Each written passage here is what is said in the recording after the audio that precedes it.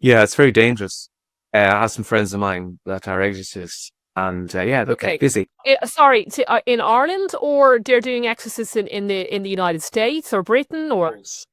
okay. Both. And so what are their experiences? You say they're kept busy. Have they noticed it? Maybe it's always been around. Has it been increased in the last, say, 10 or 20 years, or? It has increased. Yeah, it has increased. People are dabbling more in the occult and taking bigger risks. I suppose many people are kind of, I won't say abandoning faith, but certainly they're not involved with faith anymore, but they still need some sort of a spiritual experience or Yeah. a spirituality in their lives, and they're going down roads that are quite risky. So yeah, so they're not sort of, these aren't people who are sort of, Satanists and are actually bad people looking, to get in touch. As you say, they're taking a risk. I mean, obviously Christianity and has fallen away, or people are turning away from it. And I absolutely do think then people think, oh, that's it. But no, they fill their lives with something else. So they start dabbling in something, and then, what kind of things are they, can you, open yourself up to? Well, the Ouija board is particularly popular. Yeah. They like the Ouija board.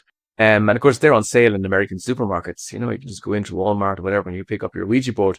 I think a lot of cases, there are various ways that people open themselves up. They do seances, even kind of get involved in certain sins in their lives. And that opens them Okay. up as well.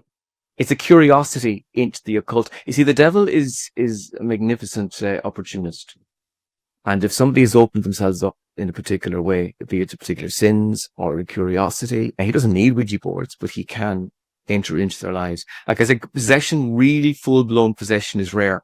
But you do see people, for example, that would have maybe they be oppressed or obsessed. There are particular types of kind of influential, the devil is influential in a particular way externally, and they're being tormented by them.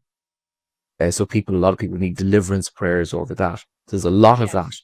Possessions have gone up a bit, I think, as well. Again, exorcists tend to be quite secretive about their work because you don't want to, or confidential about their work because they don't want to expose people because it's a very vulnerable time in their Yeah. lives. But yeah, I would have seen a lot of people in need of deliverance. And this is just where they might have just exposed themselves through occult practices to demonic, and it hasn't got in, but it's afflicting them and they just need Yeah. deliverance. So that's really gone up. There's a lot of that. It's a lot. Yeah. People do need to be careful. I've certainly read a few books on it.